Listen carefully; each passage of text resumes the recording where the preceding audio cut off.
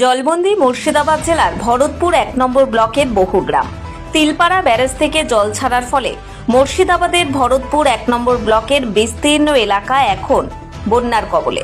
বিশেষ করে সুখদানপুর গ্রামের অবস্থা অত্যন্ত শোচনীয়। চারদিক থেকে বন্যার জলে ঘেরা এই গ্রামের বাসিন্দারা নৌকো ও গুড়ের কড়াই ব্যবহার করে কোনো মতে যাতায়াত করছেন।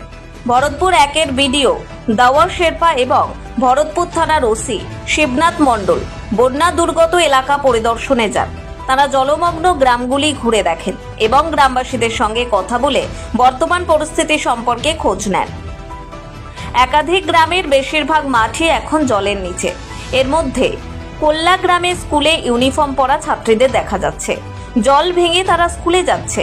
ভরতপুর ১-এর বিডিও জানান, পুরো পরিস্থিতির ওপর কড়া নজর রাখা হচ্ছে। ইতিমধ্যেই বিভিন্ন গ্রামে ত্রাণ সামগ্রী পাঠানো শুরু হয়েছে এবং ত্রাণ শিবিরও খোলা হচ্ছে।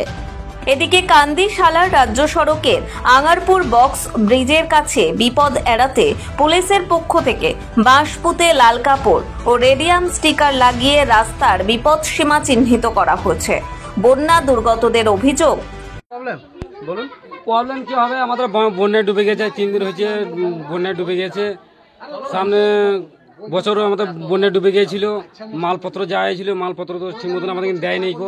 অঞ্চল থেকে সব মালপত্র বিক্রি করে দিয়েছে। প্রধান মেম্বারটা 2 দিন ভাড়া রান্না করেছিল, আর বাদ বাকি মালপত্র সব বিছে খুঁচে দিয়েছে।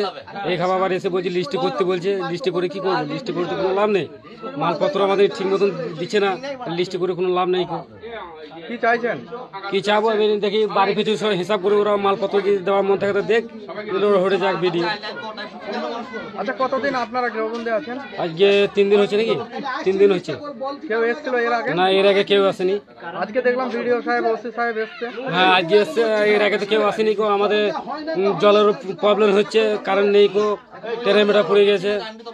ট্রেনের একটু ব্যবস্থা করে দিলে খুব ভালো হতো। আমাদের খুব অসুবিধা। ট্রান্সমিটার কবে পড়েছে? ট্রেনের আজ 3 দিন হচ্ছে। হ্যাঁ। কি নাম আপনার? সন্তোষ মাঝি। কি চাইছেন?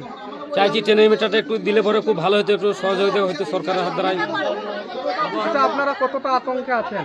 এখানে 70-80 জন বটে। 70-80 জন ঘর আছে এখানে, সব কম জমা আছে এখানে। এর মধ্যেই ভরতপুর বিপিএইচসির অন্তর্গত গড্ডা উপস্বাস্থ্য কেন্দ্রের স্বাস্থ্যকর্মীরা নিরলস কাজ করে চলেছেন। তারা বন্যার জল ভেঙে বাড়ি বাড়ি গিয়ে প্রয়োজনীয় ওষুধপত্র পৌঁছে দিচ্ছেন। এই পরিস্থিতিতে ত্রাণ ও পুনর্বাসনের কাজ কিভাবে আরও দ্রুত করা যায় সে বিষয়ে প্রশাসন আরও কি পদক্ষেপ নিচ্ছে তা জানতে স্থানীয় বাসিন্দারা অধীর আগ্রহে অপেক্ষা করছেন। ব্যুরো রিপোর্ট, নিউজ দিগন্ত বার্তা।